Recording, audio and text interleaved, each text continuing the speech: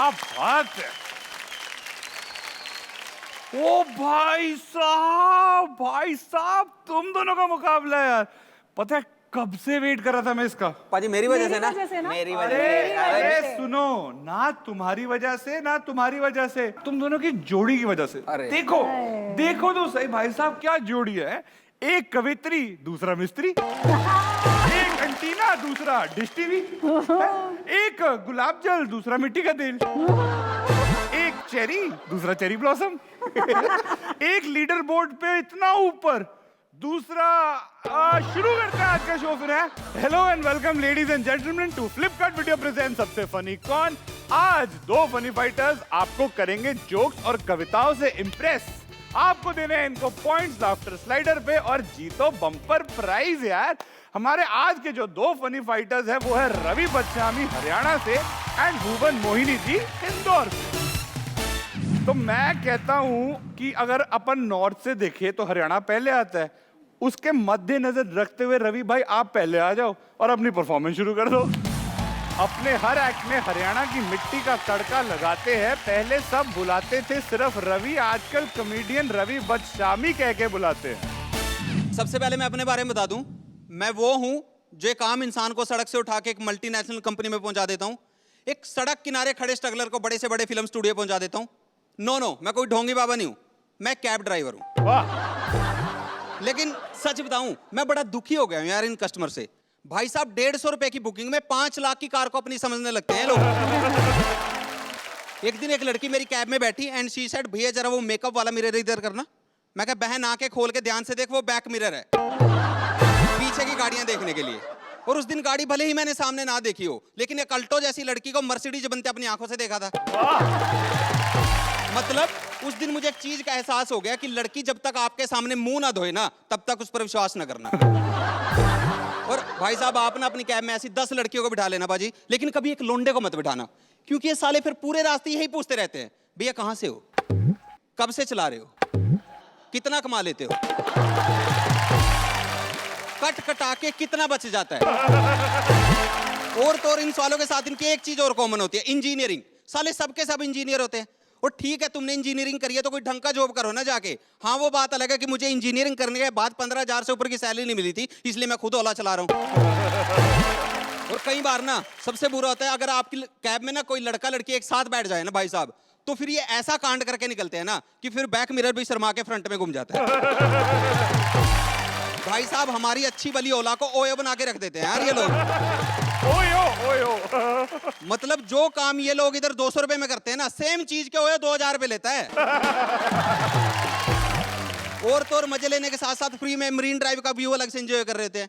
और यार हमें सबसे ज्यादा बुरा पता कब लगता है, जब ये हमें जानबूझकर किसी भीड़ भाड़ वाले एरिया में लेके चले जाते हैं ताकि हम पीछे भी ना देख पाए कि चल क्या रहा है।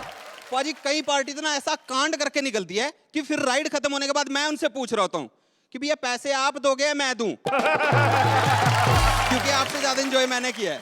और दिस इज नॉर्मल यार, लेकिन कई बार ना ऐसे लक्कड़बग्गे आते हैं। लक्कड़बग्गे सही में, आप उनसे ओटीपी मांगो, वो सामने से ऑक्स केबल मांग लेते हैं।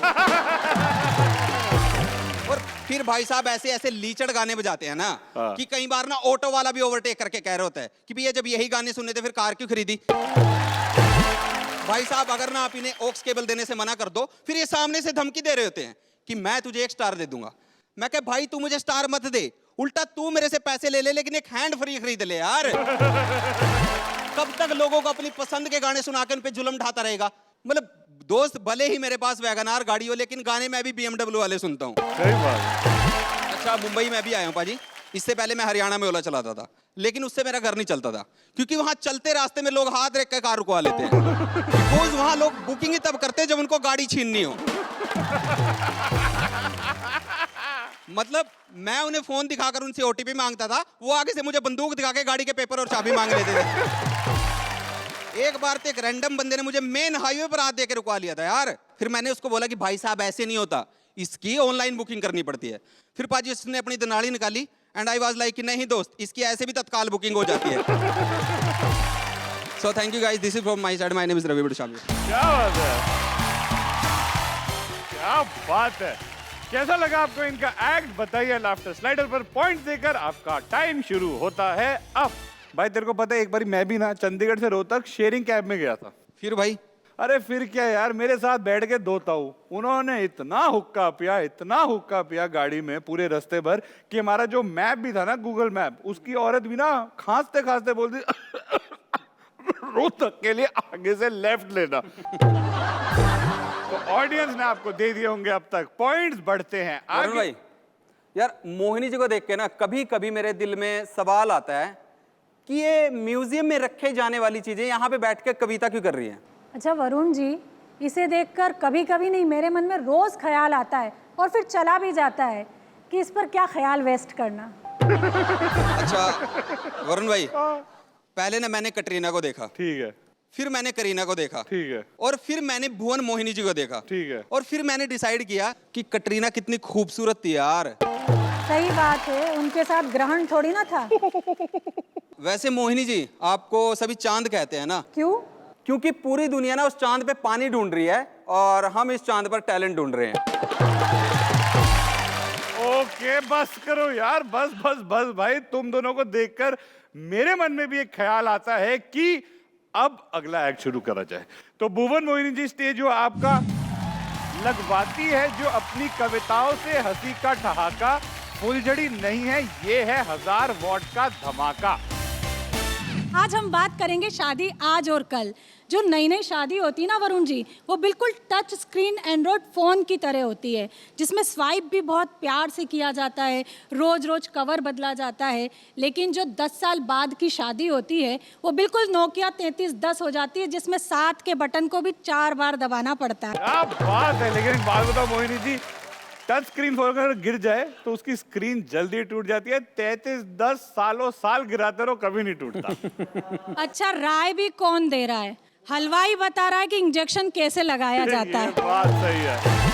अच्छा, मैंने मेरे एक दोस्त से पूछा कि तुमने शादी क्यों की। अब उसका जवाब सुनिए और मेरी कविता का आनंद लीजिए कि पहले अच्छे साथ को तरस गया था यार, पहले अच्छे साथ को तरस गया था यार, अब जीजा को मिल रहा साली का भी प्यार, गधे को जामुन मिल गए, फूल किस्मत में खिल गए, गधे को जामुन मिल गए, फूल किस्मत में खिल। रवि तू इतना खुश मत हो, तेरे नसीब में ये जामुन मुझे लगता नहीं कि है।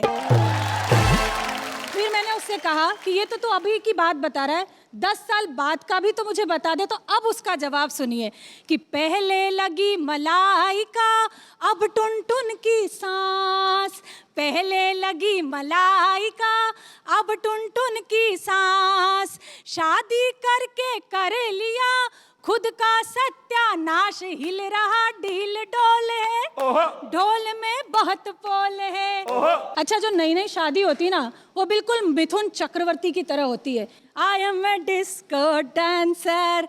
लेकिन यही 10 साल बाद एके हिंगल की तरह हो जाती है। इतना सन्नाटा क्यों है भाई?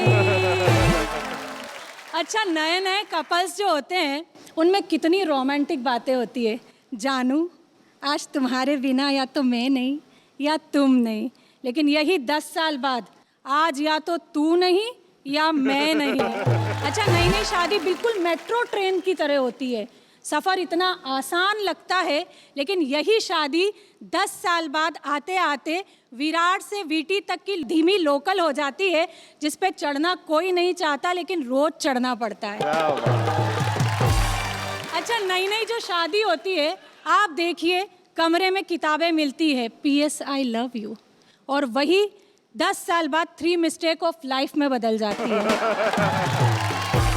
पहले खाते थे मियाँ रोज रसीले आम, पहले खाते थे मियाँ रोज रसीले आम, अब लाते बाजार से डेली झंडू बाम, दर्द घुटनों में भारी, उम्र की है लाचारी। लोग कहते हैं कि पत्नियां अपनी गलती कभी नहीं मानती, पर सच बता रही हूँ, ईश्वर कसम, मैं अपनी गलती रोज मानती हूँ। मैं अपने पति से रोज कहती हूँ कि तुमसे शादी करके मैंने बहुत बड़ी गलती कर दी। बहुत बहुत धन्यवाद डॉक्टर भुवन मोहिनी। क्या बात है। तो दोस्तों कैसा लगा आपको इनका एक्ट, बताइए स्लाइडर पर पॉइंट्स देकर। आपका टाइम शुरू होता है अब। मोहिनी जी, जो बदलने वाली आपने बात की ना, बिल्कुल सही है, लेकिन आप तो 10 साल की बात कर रहे हो। मेरा एक दोस्त है भाई साहब, 3 दिन, शादी के 3 दिन में बदल गया। कैसे? पहले जिस लड़की को गर्लफ्रेंड कहता था, उसे बीवी बना लिया। ठीक है, तो मैंने उस दिन उसे फोन करके बोला, मैंने कहा क्या हाल है भाई, तेरी बंदी कैसी है? गुस्सा हो गया, कहता यार उसे बंदी ना बोल। मैंने कहा ओ भाई तेरा दिमाग खराब है, मैं किसे उसे बीवी बोल सकता हूँ? खैर, अब तक लोगों ने आपको पॉइंट्स दे दिए होंगे, तो रवि भाई तुम भी आ जाओ स्टेज पे यार। तो दोस्तों आपने देखी इन दोनों की परफॉर्मेंस, तो जल्दी से डिसाइड कीजिए आपके हिसाब से कि आज का विनर कौन होगा और जीतिए बम्पर प्राइज। प्रेडिक्शन बैनर आपकी स्क्रीन पे है और आपका टाइम शुरू होता है अब। भुवन मोहिनी जी, वैसे अक्सर लड़के लड़कियों के पीछे घूमते हैं, लेकिन यहाँ लीडर बोर्ड पे कुछ उल्टा नजारा देखने को मिल रहा है। कुछ करिए ताकि इसकी रफ्तार को नजर लगे। देखिए वरुण जी, नज़र से तो लड़ा जा सकता है, पर नज़र बट्टुओं से नहीं लड़ा जा सकता है। और ये नज़र बट्टू तो लीडर बोर्ड पे सबसे ऊपर विराजमान है। वैसे वरुण भाई, हमारे ना हरियाणा में एक कहावत बड़ी मशहूर है, is better to remain silent in front of fool people. Oh my god, 8 PM English already है। 8 PM के बाद ऑटोमेटिक वाली बात आती है। खैर, अभी हमारा वक्त हो गया शटर गिराने का। आज के फनी फाइट का विनर कौन है ये आपको पता चलेगा कल सुबह 9 बजे फ्लिपकार्ट वीडियो के सबसे फनी कौन के पेज पे। मैं भी निकलता हूँ, कल के विनर की सही प्रेडिक्शन करता हूँ, बम्पर प्राइज भी जीतना तो है। मैं आपको बताता हूँ, रेडियो पे ना घर बहुत बिक रहे हैं, बहुत ज्यादा बिक रहे हैं, पता नहीं बन कब रहे हैं इतने। जैसे मैंने जो ऐड सुना, नोएडा सेक्टर 157 में लीजिए घर, मैंने चलते हाईवे पे हैंड ब्रेक खींचा है। मैंने कहा नोएडा को किसी ने बताया उसमें इतने सेक्टर हैं? अभी तक गोरखपुर नहीं लग जाना चाहिए था, ये सेक्टर ही बढ़ाए चले जाने। हाँ तो भाई, अंग्रेज चले गए लेकिन जिम छोड़ गए। जो कुछ नहीं करते वो जिम करते हैं। ये तो है। तो वरुण भाई, जो आपसे नहीं हुआ वो हमसे भी नहीं हुआ। फिटनेस के लिए जिम। क्या बात है।